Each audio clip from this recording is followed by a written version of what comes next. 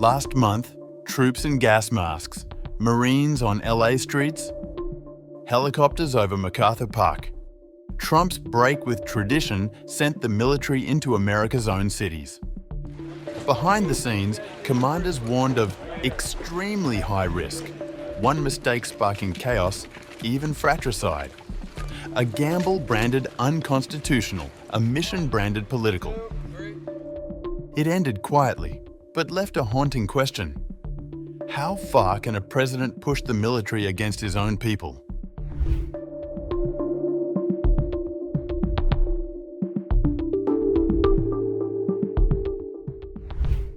On the streets of California's largest city in June, the sights were surreal. National Guard troops in gas masks, Marines alongside federal immigration agents, and helicopters circling above MacArthur Park. It was all part of President Donald Trump's order to send 4,000 National Guard soldiers and 700 Marines to Los Angeles. The official justification? Protect federal personnel during a sweeping immigration crackdown. However, behind the scenes, newly disclosed military records, as reported by Reuters, paint a very different story, one of hesitation, fear, and warnings from commanders themselves. US Army officials, according to an internal document, warned that the deployment carried an extremely high risk to civilians, troops, and America's military reputation. One internal planning document even spelt it out bluntly. According to an undated document titled Los Angeles Civil Unrest's Rough, the acronym means Standing Rules for the Use of Force. The very nature of domestic operations, American military forces operating in U.S. communities, has such significant implications that the mistakes of a few soldiers can have far-reaching social, political, and operational effects. For decades, American presidents avoided deploying combat troops into domestic law enforcement. The Posse Comitatus Act of 1878 sharply restricted the military from engaging in policing at home. But Trump's decision marked a break with that tradition, over the objections of California Governor Gavin Newsom, who filed a lawsuit calling the deployment unconstitutional and politically motivated. His administration, meanwhile, insisted troops were merely protecting federal buildings and personnel, not enforcing laws. Still, commanders quietly worried whether their soldiers were ready. One officer, according to Reuters, emailed colleagues just hours after Trump's order. In your experience, does this training provide a suitable level of risk mitigation for the current conditions in Los Angeles? This is not a loaded question. It was a question with no easy answer.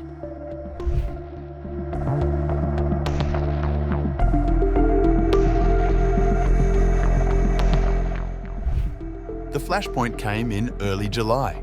Homeland Security requested military assistance for an operation in MacArthur Park, a neighborhood known as a gathering point for immigrants, where federal agents believed fake IDs were being sold in the open. The Army's initial assessment labeled the mission extremely high risk.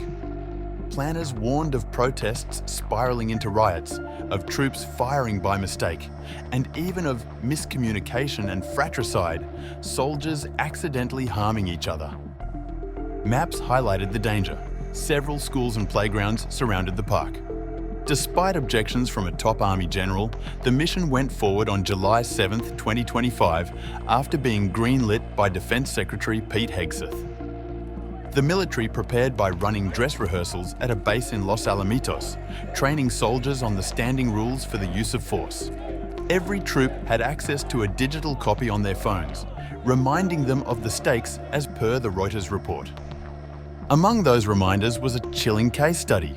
Marine Corporal Clemente Banuelos, who in 1997 shot and killed a teenager during a joint mission with Border Patrol in Texas.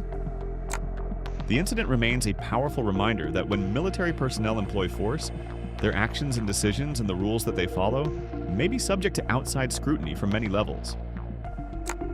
In the end, the MacArthur Park operation lasted barely an hour. It concluded without major incident, though details remain disputed. The city's Democratic mayor, Karen Bass, dismissed it as a political stunt. But to military lawyers and planners, the risk of disaster had been very real. Professor Laura Dickinson, a national security law expert, put it bluntly. Placing troops in these highly risky situations puts them on a knife's edge and potentially damages the U.S. military's reputation across the population. And reputational damage was exactly what commanders feared.